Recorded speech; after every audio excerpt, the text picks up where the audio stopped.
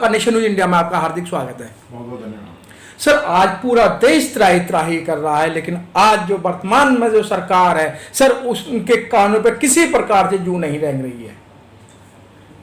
देखिए, जब ये सरकार ने चुनाव लड़ा था 2014 का, और उस 2014 के अंदर जो इनके मैनिफेस्टो में लोगों को इन्होंने वायदे किए थे, वो वायदे यही किए थे कि अगर हमारे को एक दफ़ा देश की जनता मौका दे देगी तो हम 100 दिन के अंदर अंदर महंगाई को ज़मीन पे ले आएंगे और बेरोजगारी को हम बिल्कुल जीरो कर देंगे और 2 करोड़ सालाना नौकरियां क्रिएट करेंगे, डिसेंट जॉब क्रिएट करेंगे और डिसेंट वेज देंगे उनको। और किसी भी वर्कर के साथ उनको इन्होंने जो इन्होंने एक स्टेटस दिया था, जो जिसको कह रहे थे कि देश का निर्माण करता जी, तो वो देश का निर्माण करता है। और शर्म में जयते कि इन्होंने अपने ओथ लेते वक्त पीछे एक बहुत बड़ा स्लोगन लिखवाया था कि शर्म में जयते, उसकी हम पूजा करेंगे।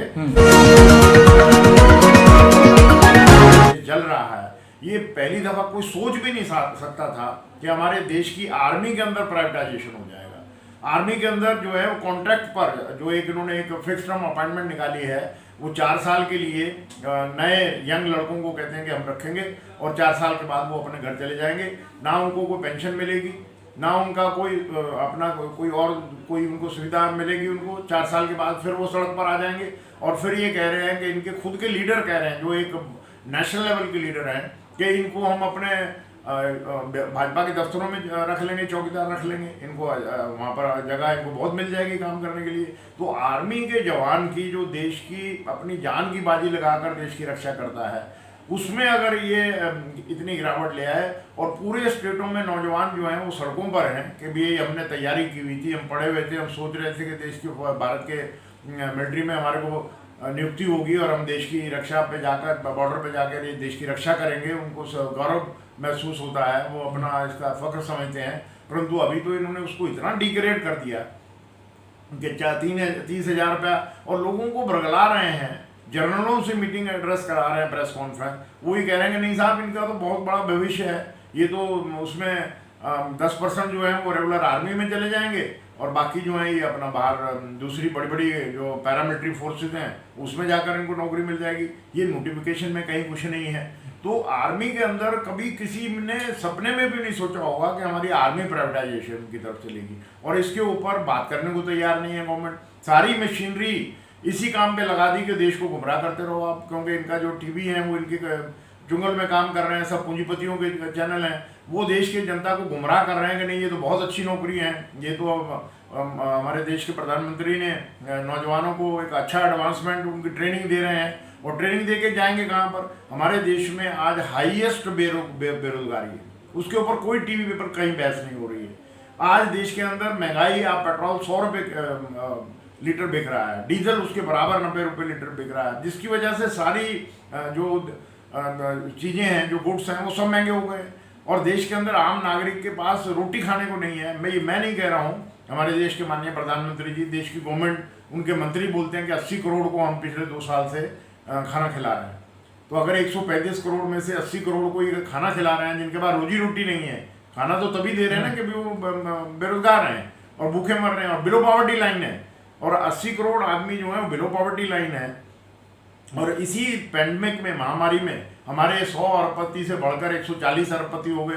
तो 40 अरबपति उनके कौन से बिजनेस चल गए इसी महामारी के अंदर, जहां पर देश की आम नागरिक ने पैंडमिक में, महामारी में जाने दे दी। हॉस्पिटल में ना बेड थे, ना वेंटिलेटर था, ना मेडिसिन था, ना पैरामेडिकल स्टाफ था, और ना उनके लिए क्रिमेशन के लिए जगह थी, और ना कहीं उनको वो डेड बॉडियों को संभालने वाला कोई था। और पार्लियामेंट में ऐसे बयान दे रहे हैं कि हमारे पास कोई फिगर ही नहीं है, नंबर ही नहीं है कि कितने आदमी मरे हैं उसमें। और हर शहर में इतना महामारी ने त्रस्त किया था लोगों में, कोई ऐसा घर खाली नहीं जिसके घर से डेड बॉडी ना गई हो। तो अब जाकर वो वर्ल्ड हेल्थ ऑर्गेनाइजेशन ने कह दिया कि 47 लाख मरे हैं, और अब उसको चैलेंज करना शुरू कर दिया कि नहीं, वो गलत फिगर दे रहा है। जो वर्ल्ड हेल्थ ऑर्गेनाइजेशन है वो हमारे टोटल इंडिया के अंदर जितनी भी हमारी स्टेट हैं, 28 स्टेट हैं, टेरिटोरियल जो हमारी सिटीज़ हैं, उनमें जितनी मौतें हुई हैं वो सारी उनके पास इंफॉर्मेशन है, उन्होंने हकीकत बताया है। तो ये हालात अभी देश की बनी हुई है। और परंतु मैं ये सोचता हूँ कि हमारे देश के बेरोजगारों के साथ जो कि सरकार की ड्यूटी बनती है, उनका फर्ज बनता है कि उनके दो हाथ को काम दें। ये कॉन्स्टिट्यूशनल ऑब्लिगेशन है गवर्नमेंट की, जो इलेक्टेड गवर्नमेंट है, कि हर दो हाथ को काम देना चाहिए, हर सिर को छप्पर देना चाहिए, हर पेट को खाना देना चाहिए, और वो इनके मैनिफेस्टो में वादे किए हुए हैं। परंतु आज ये उन बेरोजगारी का फ़ायदा उठाते हुए उनको ये उनके साथ मजाक कर रहे हैं कि आपको हम 4 साल के लिए फ़ौज में 6 महीने की ट्रेनिंग देंगे और उसके बाद आपको बॉर्डर पर भेजेंगे। तो ये मैं समझता हूँ कि उनकी बेरोजगारी का नाजायज़ फ़ायदा ये सरकार उठा रही है। परंतु इस सरकार जो पब्लिक के वोटों से चुनी हुई है, उसको ऐसा काम नहीं करना चाहिए। मेरा ये मैसेज है कि आम देश के नागरिक को वो वायलेंस ना करें, परंतु अपनी मांग को लेकर जायज़ मांग है, उसके ऊपर सड़कों पर आना बहुत ज़रूरी है। और अगर सरकार नहीं सुन रही तो हमारे पास दूसरा कोई चारा भी नहीं है। इसलिए हिंद मजदूर सभा हमने प्रेस स्टेटमेंट भी दी है कि ये सरकार को इन पर बातचीत करनी चाहिए, और इसको जो आर्मी के जितने भी रिकमेंडेशन है, पहले वाली जितने भी उनके कमीशन बैठे हैं, उन रिकमेंडेशनों को आर्मी की वर्किंग को इम्प्रूव करने के लिए वो उसके अंदर वो अच्छे सुझाव जो हैं वो लागू करने चाहिए, ना कि उसको ठेकेदारी के ऊपर आर्मी को ले जाएं। सर, ये ट्रेनों को युवा जला रहे हैं और बड़े पैमाने पे ये भारतीय संपत्ति का नुकसान हो रहा है, लेकिन सरकार का ध्यान उधर न जाके सरकार का ध्यान सिर्फ मात्र जो 21 साल की उम्र दे दी है, और जहां नेता, कह रहा हूँ कि ये एक तानाशाह का रवैया है कि जो हमने डिसीजन ले लिया वो फाइनल है, उसके अंदर हम पीछे 1 इंच भी झुकेंगे नहीं, क्योंकि हमारे पास आर्मी है, हमारे पास पुलिस है, हमारे पास ईडी है, हमारे पास सीबीआई है, हमारे पास कोर्ट भी हमारे इशारे पे काम करेंगे। तो इस तरीके का जो तानाशाह रवैया देश के अंदर बन गया है, जिसकी आज़ादी के लिए हमारे देश के नौजवानों ने, लाखों नौजवानों ने अपनी जान की कुर्बानी दी थी। और गांधी जी के नेतृत्व में जिस तरीके से देश को, और क्रांतिकारियों के नेतृत्व में सुभाष चंद्र बोस हो गए, राजगुरु सुखदेव, चंद्रशेखर आज़ाद, सरदार भगत सिंह, जिन्होंने सारे अपने घरों को अपने कुर्बान कर दिया इस आज़ादी को लेने को, उस आज़ादी को अगर ये फिर दोबारा से देश में खोसना चाहेंगे, तो मैं समझता हूँ कि हिंदुस्तान की जनता बहुत ही समझदार है, और वो इसको बर्दाश्त नहीं करेगी, इस तरीके की तानाशाही को, और इनको मौका नहीं मिलेगा कि दोबारा से देश के अंदर इस तरीके से राज करें। हिंद मजदूर सभा, क्योंकि हम एक शांतिपूर्वक अपनी बात को रखने के लिए हमेशा हमारी सोच है, जो भी हमारे साथी नौजवान इस जो उनके ऊपर अटैक है, उनके राइट्स के ऊपर अटैक है, वो अगर कोई साथी किसी किस्म का इस तरीके का वायलेंस कर रहे हैं, वायलेंस पे हमारे को अपने देश में नहीं जाना चाहिए, और सरकार को भी वायलेंस को बढ़ावा देने के लिए तुरंत बातचीत करनी चाहिए, ताकि इसके ऊपर शांति लगे और बैठकर कोई इसका रास्ता निकले। जैसे किसानों को 1 साल इन्होंने बैठाए रखा था, उनसे वार्ता करते रहे, परंतु उनकी कोई बात इन्होंने मानी नहीं, अमेंडमेंट कर देंगे, परंतु बाद में आखिर में आकर उनको इन्होंने विड्रा किया। हमारे भी लेबर कोड जो हैं उनके ऊपर अभी कोई वार्ता नहीं कर रहे हैं ये हमारे साथ, और पिछले 2015 से आज तक एक भी इंडियन लेबर कॉन्फ्रेंस जो है वो सरकार ने हमारे साथ की नहीं है। तो ये एक अन्याय है देश के आम नागरिक के साथ, जो नागरिक के अधिकार हैं उनका हनन है, और ये मेरे ख्याल से ज़्यादा देर तक डेमोक्रेसी जो है हमारे देश के अंदर, जो लाखों नौजवानों ने अपनी जान को कुर्बान करके हमारे को दिलाई है, उसका रक्षा करना हर एक नागरिक का फर्ज बनता है। और मैं उम्मीद करता हूँ कि ये सरकार हमारे वोटों द्वारा, देश के आम नागरिक के वोटों द्वारा चुनी गई है। ये हमारे जो जायज़ हक हैं, जो हमारा संवैधानिक हक है, उसका सम्मान करेंगे, और इसके ऊपर तुरंत वार्ता के जरिए इस मामले को सुलझाने का काम करेंगे। सर, आप काफी वर्षों से काम कर रहे हैं, समाज का काम कर रहे हैं, मजदूरों का काम कर रहे हैं। सर, जब नोटबंदी हुई तो आम जनता को समझ में नहीं आया कि नोटबंदी है क्या। जीएसटी जब इन्होंने लागू करी तो व्यापारियों को पता नहीं लगा जीएसटी है क्या। उसके बाद में एनआरसी का जो मुद्दा लेके आए, मुसलमानों को, अल्पसंख्यकों को पता ही लगा कि एनआरसी क्या है। उसके बाद में 3 तलाक लेके आए, जो कि एक ये देश धर्मनिरपेक्ष राज्य है, अपने अपने धर्म के अनुसार कुछ भी काम कर सकते हैं। फिर उसके बाद में सर इन्होंने रेल को बेचना स्टार्ट कर दिया। रेल कर्मचारी, रेल अधिकारियों की समझ में ही नहीं आया कि हमारी रेल क्यों बिक रही है, क्या कारण है। उसके बाद में सर किसान बिल लेके आ गए, किसानों को पता ही लगा कि भाई हमारे साथ हो क्या रहा है, हम किसानी कर रहे हैं, हमें ही पता ही लगा। और सर अब लास्ट में जो अग्निवीर और अग्निपथ का जो मुद्दा लेके आए हैं सर, मात्र कुछ चंद लोगों को ही मालूम है कि जो मोदी जी ने जो अब तक जो बिल लेके आए, सिर्फ उनके अंधभक्तों को मालूम है, बाकी जो पूरा देश त्राही त्राही और अग्नि में नौछावर कर दिया गया है। देखिए, जो आप कह रहे हैं, ये देश की जो गवर्नमेंट है वो देश के आम नागरिक के वोट से चुनी गई है, और उसी के लिए काम करना चाहिए उसको। परंतु ये सिर्फ पूंजीपतियों के लिए काम कर रही है। और जो ये आप कह रहे हैं कि पॉलिसी, ये आम देश के नागरिक को बहस करने के बाद पार्लियामेंट के अंदर बहस हो और उसके ऊपर नतीजे पे पहुंचे कि ये एक अच्छी पॉलिसी है देश के लिए, इसको लागू करना चाहिए। जब नोटबंदी की है, किसी से सलाह नहीं की, सडनली डिक्लेयर कर दी। अब उसके अंदर लोगों की, बच्चों की शादियां टूट गई, लोगों को हार्ट अटैक हो गए, अपना पैसा निकालने के लिए लोग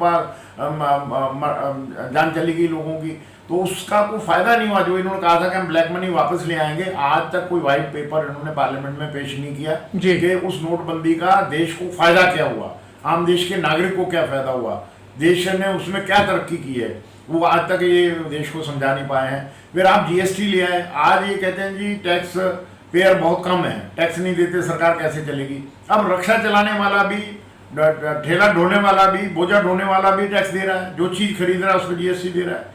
तो अब वो जो जिनके पास अभी मुकेश अंबानी इस 2 साल के अंदर एशिया का नंबर 1 अमीर आदमी बन गया है। अमित शाह का लड़का सब दुनिया भर का। आप गौतम अडानी को देखिए, इसी दौरान में पेंडेमिक में 2 साल में हमारे देश का जनता का अरबों रुपया जो एयरपोर्ट पे लगा था, वो 8 एयरपोर्ट उसको हैंड ओवर कर दिए। उसको 1 दिन का 1 घंटे का भी एक्सपीरियंस नहीं है इंटरनेशनल एयरपोर्ट को चलाने के लिए।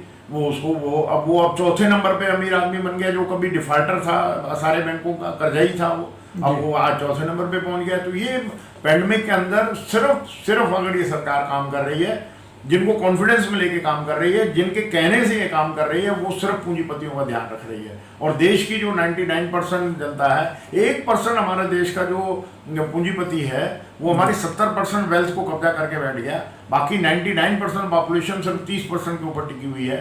रोजगार किसी को नहीं मिल रहा है, महंगाई आसमान छू रही है, बेरोजगारी आसमान छू रही है। उन इश्यूज पर टीवी के ऊपर कोई बहस नहीं हो रही है।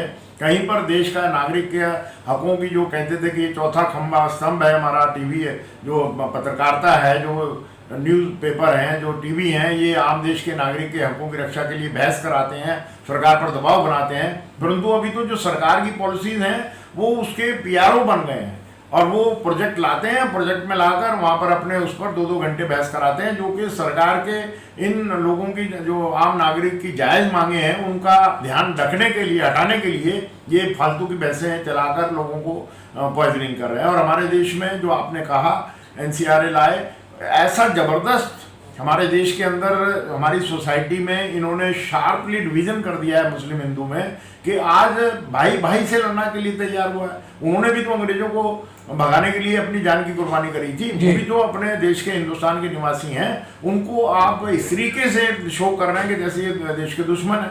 तो देश के अंदर जिस तरीके का वातावरण बनाया हुआ है, जितना तनाव देश में बना हुआ है, ये मेरे ख्याल से एक आज़ाद देश के अंदर, आम देश के नागरिक के लिए और देश के लिए ये ठीक नहीं है। हमारा देश जो है वो इस वक्त, हमारी जीडीपी कहाँ जा रही है, हमारा जो पैसा, रुपया जो है आज 79 रुपीज़ का डॉलर हो गया है। हम 79 इंडियन रुपीज़ देंगे तब $1 हमारे को मिलेगा, उसकी तरफ किसी का ध्यान नहीं है। तो जो मुख्य मुद्दे हैं हमारे देश के आम नागरिक के और देश की तरक्की करने के, वो इन्होंने गौण कर दिए हैं। टीवी के ऊपर बहस इन मुद्दों पे हो रही है कि ये पाकिस्तानी है, ये हिंदुस्तानी है। अगर कोई अपनी मांग को रखता है तो ये कह देते हैं टेररिस्ट हैं, जैसे किसानों को कह दिया था जी, ये एक्सट्रीमिस्ट हैं, ये टेररिस्ट हैं, वो इनको फंडिंग बाहर से आ रही है, ये आतंकवादी हैं, उनके ऊपर किस किस तरीके से आगे लगाई गई, कैसे उनके ऊपर हमले किए गए। तो ये जो अपनी आवाज़ को जायज़ उठाए उसी के ऊपर अटैक करना शुरू कर देते हैं, और टीवी के ऊपर बहस शुरू कर देते हैं कि ये देशद्रोही हैं, उनको देशद्रोही बताना शुरू कर देते हैं। तो ऐसा वातावरण देश के हित में नहीं है, देश का नुकसान हो रहा है। और देश आने वाले समय में और भी जो है, हम इस वक्त जो हंगर की लिस्ट में है, हम पाकिस्तान से भी नीचे गए हुए हैं। आज हमारा जो पोजीशन है वो 113वें नंबर पे पहुंच गए हंगर की, हमारी भूख की वजह से, क्योंकि 80 करोड़ को ही कह रहे हैं हम खाना दे रहे हैं। तो 135 करोड़ में से 80 करोड़ भूख, जिनके पास खाना नहीं है खाने को देश में, उनको 2 हाथ को काम कौन देगा। आज मनरेगा में काम मिलता था, उसका बजट इन्होंने कम कर दिया है। जो हॉस्पिटल के अंदर बजट था उसको कम कर दिया है। सारे हॉस्पिटल प्राइवेटाइज कर दिए हैं। सारे एजुकेशन के स्कूल जो हैं वो सारे पूंजीपतियों के हाथ में दे दिए हैं। तो आम नागरिक, गरीब आदमी जो 80 करोड़ के बाद खाना नहीं है, बिलो पॉवर्टी लाइन रह रहा है, वो कहाँ जाएगा? वो तो भगवा मजदूर बन गया। सरकार उसको 2 टाइम का खाना देती रहे कि भाई आप सोए रहो घर पे, हम आपको खाने को दे रहे हैं। तो देश तरक्की कैसे करेगा अगर 80 करोड़ हाथ नहीं लगेंगे? 80 करोड़ का मतलब हो गया 160 हाथ अगर देश के निर्माण में नहीं लगेंगे तो देश निर्माण कैसे करेगा? तो ये जिस तरीके से मुद्दों को भटकाकर आम देश के नागरिक का जो ध्यान अलग कर रहे हैं, ये ठीक नहीं है सरकार के लिए। और इसके ऊपर सरकार को मंथन करना चाहिए, और जिन्होंने उनको वोट देकर भारी बहुमत से सरकार चलाने का एक मौका दिया है, उनका सम्मान करना चाहिए और उनकी जायज़ मांगों को शांतिपूर्वक ढंग से ये सारा जो देश के अंदर जिस तरीके का एक तनाव पैदा कर रखा है, जो एक ऐसा डर का वातावरण बना रखा है, इसको ये इनको बैठकर सब अपनी गलतियों को रियलाइज करके पीछे होना चाहिए, उसमें बजाय कि बेइज्जती नहीं समझनी चाहिए, देश के हित में आगे बढ़कर एक देश में शांति कायम करनी चाहिए। सर, चलते चलते जिस तरीके से जो एक देश की सुरक्षा की बात आती है, अग्निवीर या अग्निपथ जो एक स्कीम है, क्या ये मोदी जी को वापस ले लेनी चाहिए, मोदी सरकार को वापस लेनी चाहिए? मेरे हिसाब से 100% वापस लेनी चाहिए। हमारे देश की जो आर्मी है उसका दुनिया के अंदर नाम है, उसका देश के आम नागरिक के दिल में उनका सम्मान है कि इन्होंने हमारे देश के अंदर 2 बड़ी बड़ी लड़ाइयाँ लड़ी हैं और देश के प्रहरी हैं, ये हमारे देश की रक्षा करते हैं। उधर चाइना हमारे ऊपर घुसा चला आ रहा है, चाइना से मुकाबला करना इनके लिए बड़ा मुश्किल हुआ है।